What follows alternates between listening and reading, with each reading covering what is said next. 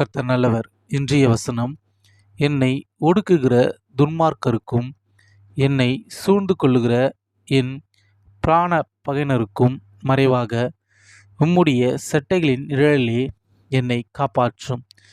சங்கீதம் 17வது அதிகாரம் 9வது வசனம். கிறிஸ்துவுக்குள் பிரியமானவர்களே, உங்களுக்கு விரோதமாக எழும்புகின்ற மனிதர்களிடமிருந்து கர்த்தர் உங்களை காப்பாற்றி அவருடைய செட்டைகளின் நிழலிலே உங்களை பாதுகாத்து கொள்ளுவார். உங்களை ஒடுக்குகின்ற மனிதர்களுக்கு மத்தியில் கர்த்தர் உங்களை உயர்த்துவார். உங்களை அழிச்சே ஆகணும் என்று நினைத்து கொண்டிருக்கின்ற மனிதர்களுக்கு விரோதமாக எழும்பாதீர்கள். அவர்களை அழித்துவிடும் என்று ஜெபிக்காதீர்கள். உங்களுக்காக ஜெபியுங்கள்.